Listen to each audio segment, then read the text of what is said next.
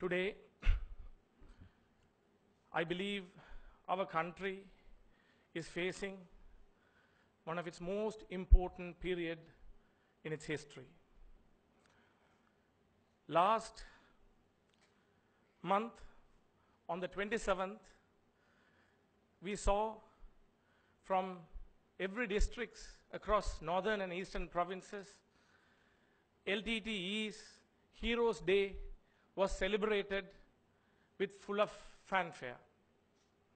We saw young people, 18 years, 19 years, 20 years, why not, even 15 years, going there and looking at a group of people who were celebrating hero worshipping former terrorists. They misguided. You remember one thing I would like to remind everyone, those youth who died were misguided. Today, there is an attempt to legitimize their death and the destruction that the people of northern and eastern provinces, as well as every place in the country, have undergone. Ladies and gentlemen, remember, Prabhakaran was not the person who started this idea of terrorism. Terrorism was started, the seed was planted by political leaders who were democratically elected. Today, we hear the Chief Minister of Northern Province, Mr. Vigneswaran, claiming if we do not get federalism, we will demand for a separate state. Here, a man who lived in Colombo, who lived with every community in Colombo, who was the Supreme Court judge, who is making a claim that if we do not get what we want, we will want a separate state. Today, in Tamil Nadu, people are singing songs claiming Trincomalee is their capital of a future Tamil homeland. I, as a Tamil,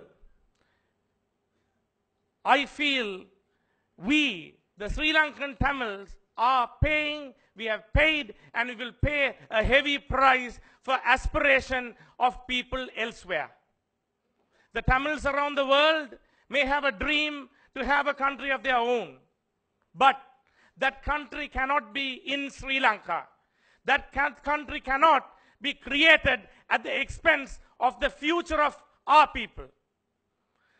Today, we are told that long-suffering people of Sri Lanka need a new constitution. The new constitution is the answer for all the ills that has gone on in Sri Lanka. We are told that if we do not bring about the constitutional change, the country is going to continue its path of destruction. Ladies and gentlemen, we are told that we should transfer the power to elect our head of state to Parliament. Parliament members, I'm told, nearly 90 of them do not even hold O-level passes, and we have to transfer our valuable franchise to them. Can we afford to do that, ladies and gentlemen? Ask yourself. I, as a citizen of Sri Lanka, I want to choose my head of state. It is not about just choosing head of state, ladies and gentlemen. It is about the future of this country. Do we want to see that tomorrow in Parliament, horse trading taking place, where every decision you can buy and sell MPs?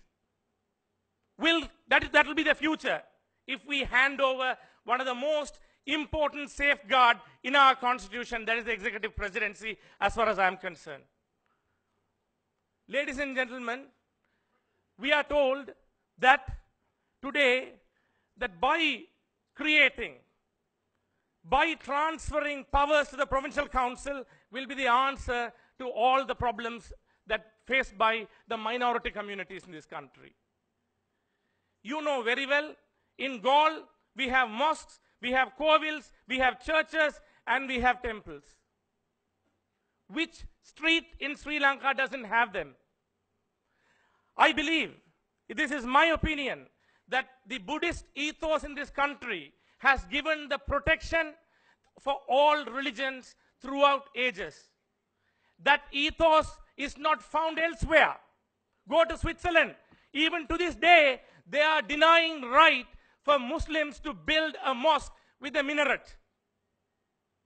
And we are told Sri Lanka doesn't have tolerance. Ladies and gentlemen, ask yourself, today, the Tamils, if you take my community, majority of whom don't live in the northern province. If you take the Muslim community, majority of whom don't live in the eastern province. Sri Lanka cannot go down the path of division in the name of Orumittanadu or Ekya Rajya. Sri Lanka has to go in the path where we have to eliminate our differences. We have to come together. I will call it Eka Rata, Eka Jatiya, and Eka Nitiya. Ladies and gentlemen, today, young people are told that we have a future in this country if only we can follow the path paved by the international community. Ladies and gentlemen, every country has its own interests. Sri Lanka cannot go down the path because it pleases one country. We are told we can't change the provincial system because it will upset India. Yes, India, our friends, need to be told Sri Lanka will evolve its own system that suits Sri Lanka, not because India wants it, or America wants it, or Europe wants it. If had we continued what the French and the British wanted, the war would still be on. Because at the time we did not listen to them, we ensured the menace of terrorism was defeated. Do we want to continue that path again?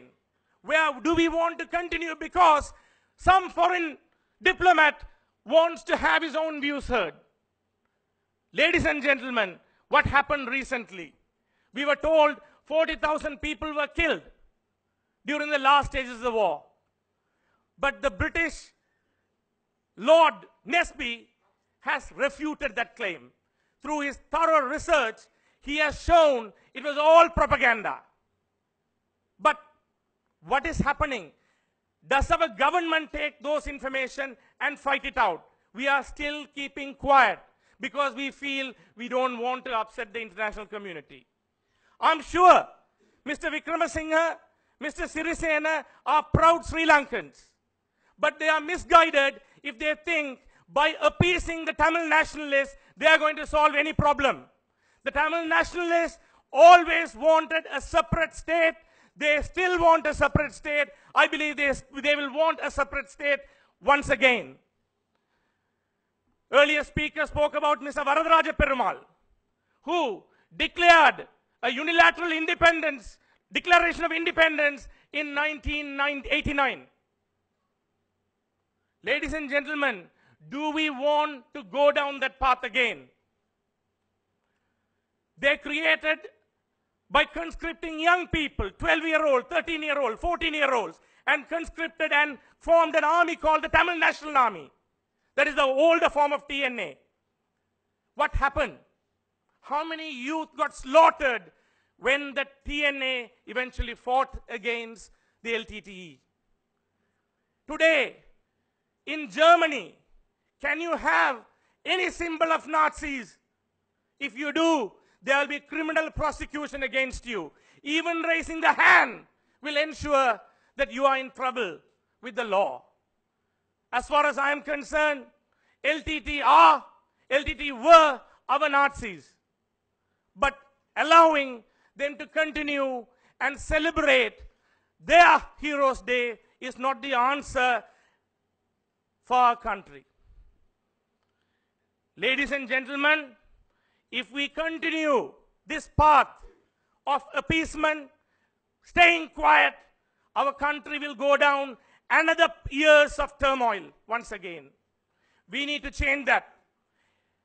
Ladies and gentlemen, remember, I will tell you, I don't think the TNA cares about a new constitution. What they want is that constitutional change to go to the people. And they know very well the country at large will vote against it. Their scheme, similar to what happened in 2015, during the presidential election, they promised the northern and eastern Tamil they will merge the two provinces and create a homeland. You can't blame the Tamil people. For 60 years. They have been told that they will be given a homeland. The three core principles of TNA. Tamils are a separate nation. Tamils have a homeland. And Tamils should have a right of self-determination is what has caused all this agony and misery. They still haven't given up. Mr. Sambandhan hasn't given up. Mr. Sumandran hasn't given up. I don't believe Mr. Vigneshwaran has given up.